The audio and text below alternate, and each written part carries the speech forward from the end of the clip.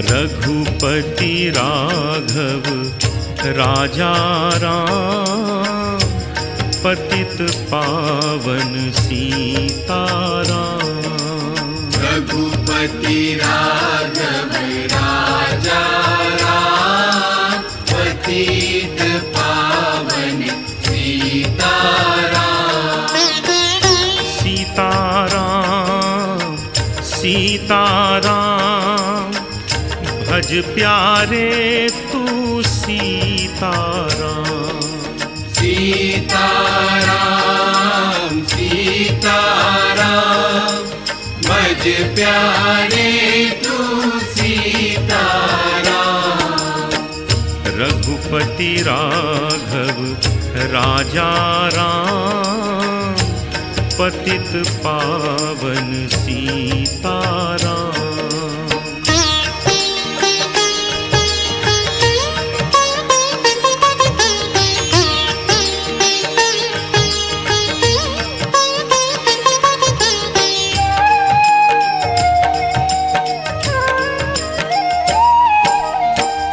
राम कृष्ण हैं तेरे नाम, सबको जन्म दिए भगवान।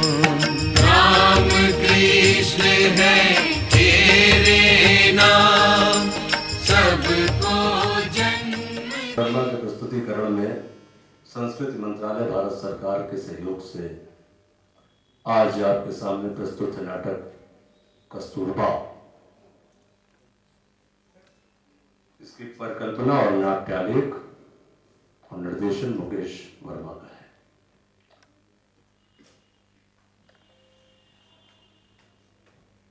एक आंदोलन इस देश में हुआ था आजादी के पहले। आजादी के पहले जो आंदोलन हुआ, कोई भी ऐसा व्यक्ति इस देश का नहीं होगा जो ये ना जानता हो कि नमक सत्याग्रह बापू ने किया था। लेकिन अक्सर लोग उस बात पे हट करते हैं जिससे उनकी चाह होती है। लेकिन बापू ने, उनकी खास बात यह थी कि वो खुद नमक त्याग चुके थे उस समय। वो खुद नमक नहीं खाते थे, नमक छोड़ दिया था बापू ने। आज नाटक उनकी पत्नी कस्तूरबा के नाम से हो रहा है। बात है जब बापू फिनिक्स में, साउथ अफ्रीका में थे, तो एक वहां पर अंग्रेजी सरकार ने एक कानून पास किया कि हर विवाह का रजिस्ट्रेशन होना बहुत जरूरी है, और जो विवाह रजिस्टर्ड नहीं होगा वो भले ही किसी भी धर्म की संस्कृति के अनुसार किया गया हो, वो वैलिड नहीं माना जाएगा। 1913 की शायद बात है, तो उसकी वैलिडिटी नहीं मानी जाएगी। बापू उस आंदोलन पर बहुत उनका ध्यान नहीं गया, और इस बात को महिलाओं के हक में सबसे पहले बा ने कहा बापू से कि इस पर आप क्या कहते हैं। बापू थोड़ा ढुलमुल रहे, पता नहीं ये मेरे विचार से जा रहा है नहीं जा रहा है, धार्मिक मामला इसमें मैं दखल करूं ना करूं। खैर, उनके इस कहने पर बा ने उस आंदोलन की राह पकड़ी, और वो राह बा ने एक तरह से सारी औरतें जो उस समय प्रवासी भारतीयों की थीं और जगह की औरतें थीं, सबको मिलकर उस आंदोलन में बा ने शामिल किया और जेल भेजा।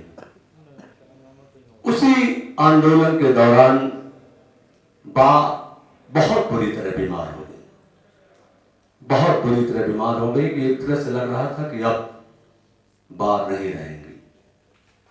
तो बापू ने और बा से कहा कि अगर तुमको कुछ हो जाता है तो मैं आजीवन दूसरा विवाह नहीं करूंगा। और उस समय बापू करीब 39 साल के थे। कस्तूरबा को बा बनाना, ये तो ये माना जाता है कि राष्ट्रपिता की पत्नी ही इस वजह से बा उनको कहा जाता था, लेकिन राष्ट्रपिता महात्मा गांधी को बाद में कहा गया कस्तूर को बा।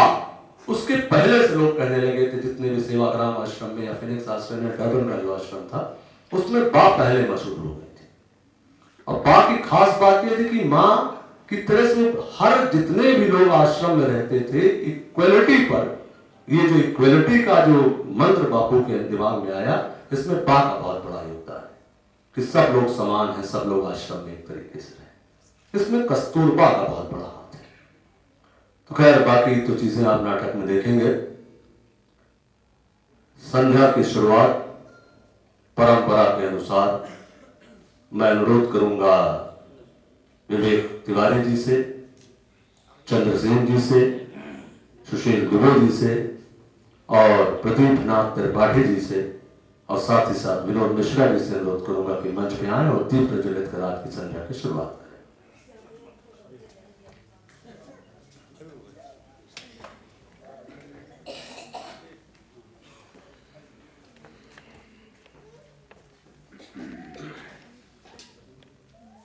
और इस बिंदु पर एक बात और बता दूं जो मुकेश के किरदार के बारे में है।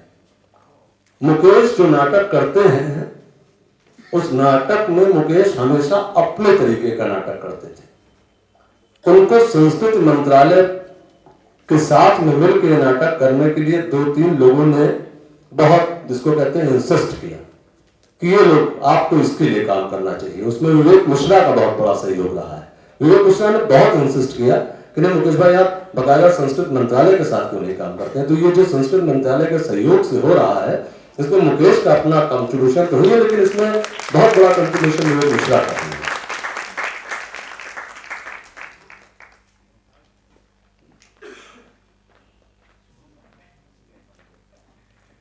और एक नाम और छूट रहा है, शुभम पांडे। इन 2 लोगों ने बहुत कहा कि भाई आप संस्कृत मंत्रालय के लिए करिए काम। अब ताली बजा दीजिए बढ़िया से सब लोग।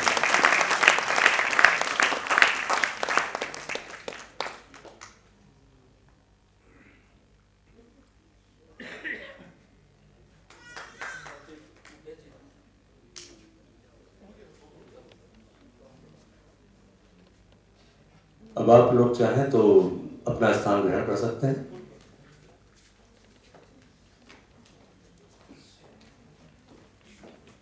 लाइट अभी ना बंद करिए, अभी स्थान ग्रहण कर लिया। मैं अभी अपने पद पर हूं, पदार्थ नहीं हुआ। मैं कुछ परंपराओं का निर्वाह कराना चाह रहा हूं, तो मैं अनुरोध करूंगा विवेक तिवारी जी से कि सर प्लीज मंच पे आए, और मैं चाहूंगा कि मुकेश वर्मा विवेक तिवारी जी का फूलों से अभिनंदन करें।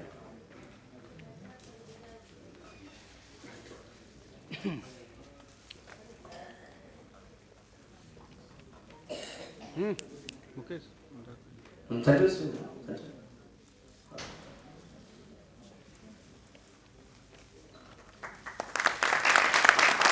और मैं चंद्रसेन जी से भी अनुरोध करूंगा कृपया मंच पे आए, और मैं अजय द्विवेदी से अनुरोध करूंगा कि चंद्रसेन जी का फूलों से अभिनंदन करें, स्वागत करें।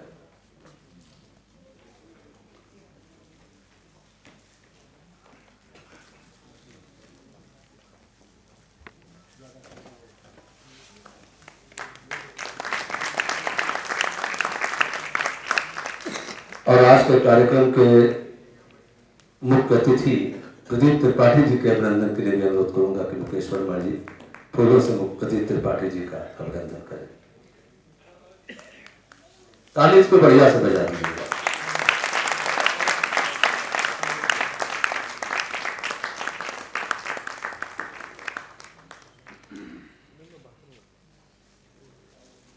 वैसे मेरे पास जितने भी ये गेस्ट जितने भी मंच पे हैं, सब लोग बहुत अच्छे वक्ता हैं। मैं जानता हूं सबके पास अपने अपने विचार भी हैं। खासतौर पर कस्तूरबा पर कोई नाटक हो रहा हो तो बापू की जिंदगी से जुड़ा हुआ कोई भी आख्यान है, सबके पास कोई ना कोई है। लेकिन मैं सारे कलाकारों की तरफ से और आप सब की तरफ से यह अनुरोध करूंगा कि प्रतीकात्मक रूप से विनोद मिश्रा जी 2 शब्द इस शाम को कहें। विनोद मिश्रा जी से परिचय आप लोग का बहुत बढ़िया से उनके बारे में क्या कहना आप सब लोग जानते हैं।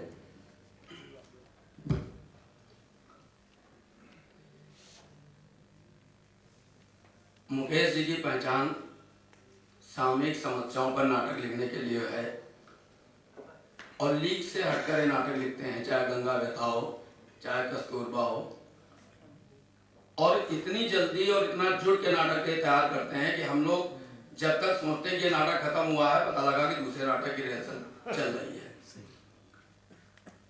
ये नाटक पहली बार इनको लखनऊ के 2 रंगकर्मियों ने इनके पीछे पड़कर कहा कि आप संस्कृत मंत्रालय में अप्लाई करिए, कुछ अनुदान लीजिए, वरना ये अपनी ही जेब से लगाए पैसों से रंगमंच को जिंदा रख रहे थे।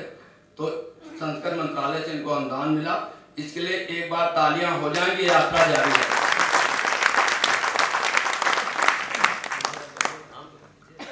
नाम अब ले चुके हैं, बहुत हो गया। नहीं ठीक है। और अब जो है ये नाटक भी एक अलग तरीके का है। ऐसे सब्जेक्ट पे नाटक लिखना बहुत मुश्किल चीज है और अच्छी तरीके से उन्होंने लिखा है, पूर्वाभ्यास भी बहुत किया है। नाटक आपके सामने है और हमारी शुभकामनाएं इनको। धन्यवाद।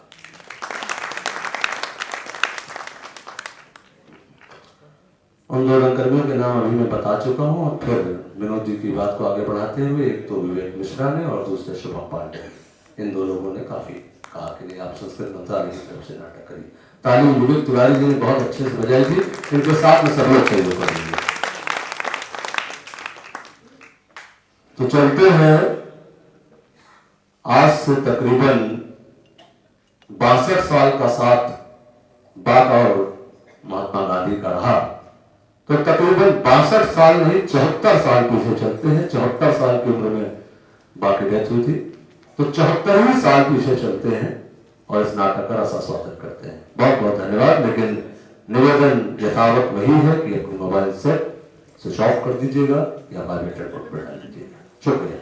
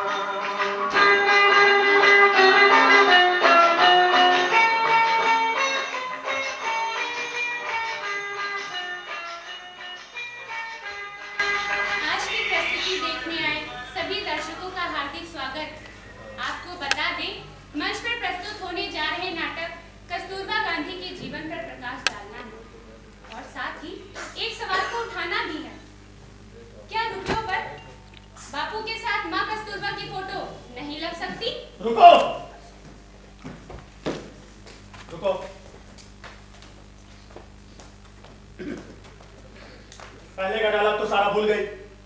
कितनी बार कहा संवाद का ध्यान रखा करो।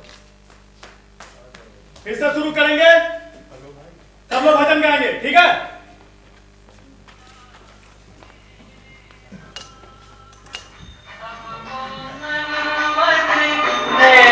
भगवान रघुपति राघव राजा राम पतित पावन सीताराम।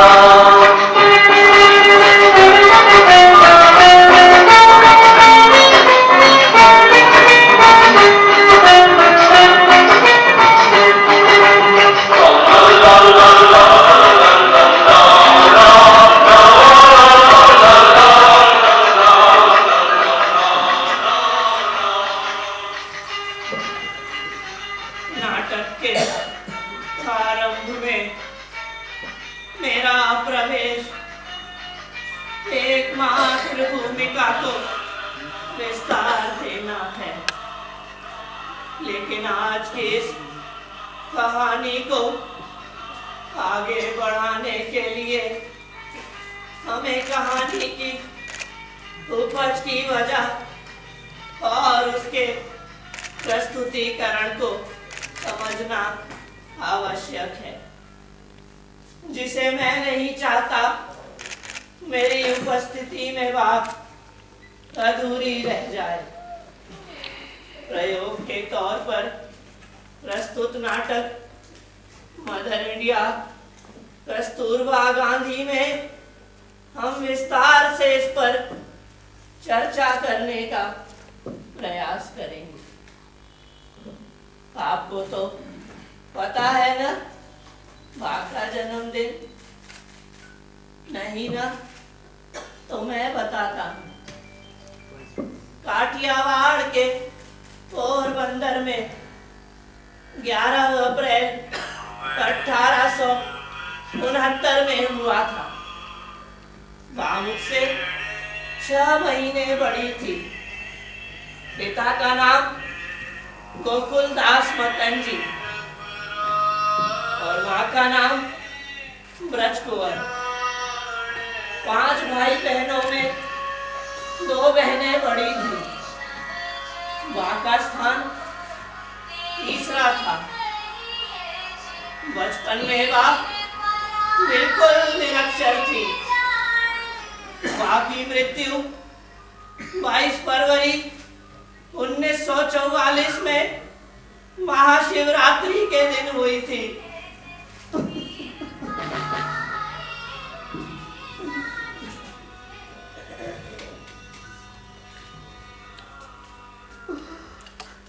बंद करो रियासत, बंद करो, बाद में होगी। क्या हुआ विवेक? ये रोना क्यों शुरू कर दिया तुमने? कुछ नहीं सर, मैं इस भूमिका को शायद नहीं कर पाऊंगा। क्यों? क्यों नहीं कर पाओगे? अच्छा तो हो रहा है और तुम्हारे किरदार में कोई कमी भी तो नहीं है। उस पीड़ा की अनुभूति की अभिव्यक्ति मैं नहीं कर सकता, बस। सर, यदि ये नहीं कर सकता तो ये अवसर किसी और को भी दिया जा सकता है। मैंने किसी से राय नहीं मांगी। जिसको करना उसको अच्छा से करे, वरना वो यहाँ से सम्मान जा सकता है। और मिस्टर गांधी, आप भी रोना धोना बंद करें तो बेहतर होगा। सर, मैं जानबूझकर ऐसा नहीं करता, लेकिन कुछ है जो मेरे अंदर चुभन पैदा कर देता है। सर, मैं कहता हूँ बाप को बुला लीजिए तो भी सब सही हो जाए।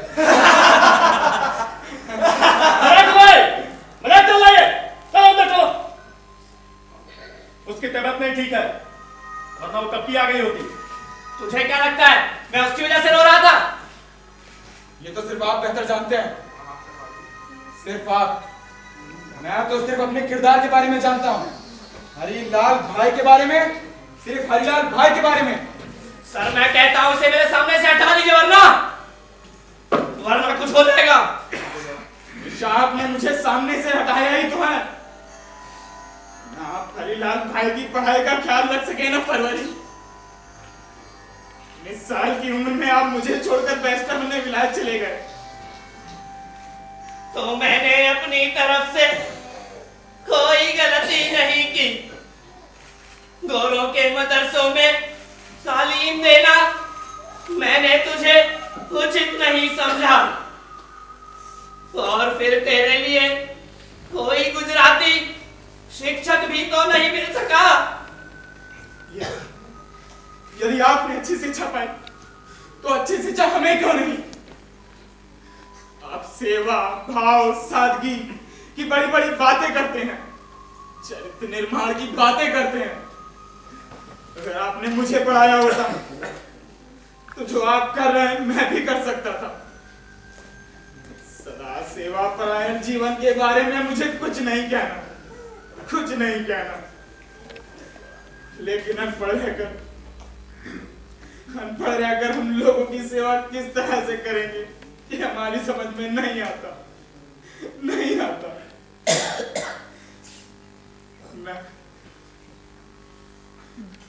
मैं हरिलाल भाई अभी इसी वक्त आपको छोड़कर जा रहा हूं। मैं जा रहा हूं। ठहर जा। एक माँ के लिए इससे ज्यादा घोर विडंबना और क्या हो सकती है? सारा दोष तो लोग माँ को ही देंगे ना, पिता को कोई नहीं। समय रहते यदि आपने हरि को समझाया होता तो आज ये दिन देखने को न मिलता, तो आज ये दिन देखने को न मिलता, ये दिन देखने को न मिलता, ये दिन देखने को न मिलता, न मिलता।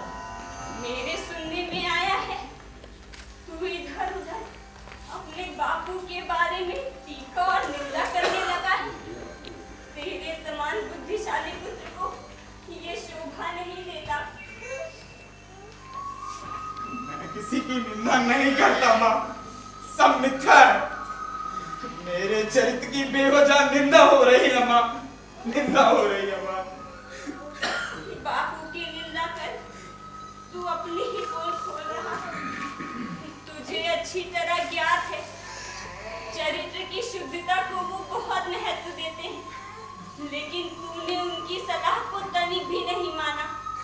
इतना होने पर भी उन्होंने तेरी हर जरूरत को पूरा करने का प्रयास किया, लेकिन तू सदा कृतज्ञ नहीं रहा। वो तो सिर्फ कम नसीबी के लिए शोक ही कर सकते हैं ना। सबके लिए वही जिम्मेदार है माँ, वही। मुझसे ज्यादा आश्रम में औरों को महत्व दिया गया। मैं गांधी पुत्र हूँ, इसका क्या माँ, इसका क्या? इस दुनिया में उनके सर बड़ी जिम्मेदारियां हैं। वो इससे अधिक तेरे लिए कुछ नहीं कर सकते। मैं तो एक कमजोर बूढ़ी स्त्री हूँ और तू मानसिक व्यथा पैदा करता है। तेरे बापूजी को आए दिन तेरे चार चदन की चिट्ठियां मिलती हैं। बदनामी के सारे कड़वे घूंट उन्हें पीने पड़ते हैं। तेरे बापूजी तो तुझे हमेशा माफ करते हैं, लेकिन परमात्मा तेरे आचरण को सहन नहीं करेगा हरि। मेरा आचरण किसी के लिए बाधक नहीं है माँ। जैसे बापू प्रयोग करते थे मैंने भी किए। हाँ, अपना धर्म परिवर्तन करके पहले तू मुसलमान बना, फिर आर्य समाजी। आखिर तू क्या साबित करना चाहता है? मैं बापू का भक्त हूँ माँ, भक्त। ईश्वर अल्लाह तेरो नाम सबको सम्मत दे भगवान। मैं नहीं जानती तूने अपना पैदाइशी धर्म क्यों बदला, और ये तेरा निजी सवाल है, लेकिन मैं सुनती हूँ तू निर्दोष अज्ञान लोगों को अपनी राह पर चलने की सलाह देता है। तेरे बापूजी के नाम की वजह से लोग तेरे कहने से बहक जाएंगे। तू धर्म प्रचार करने योग्य नहीं है। तो मैं किस योग्य हूँ माँ? तू सिर्फ पैसे का गुलाम है। जो लोग तुझे पैसा देते हैं वो तुझे अच्छे लगते हैं, लेकिन तू तो शराबखोरी में सारा पैसा बर्बाद कर डालता है। कुछ लोग तो तुझे मौलवी का उपनाम तक देने लगे हैं, लेकिन क्या ये वाजिब है?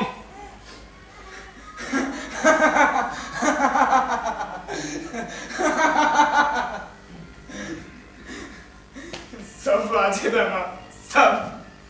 गांधी पुत्र को सब वाजिब है माँ, सब वाजिब है माँ।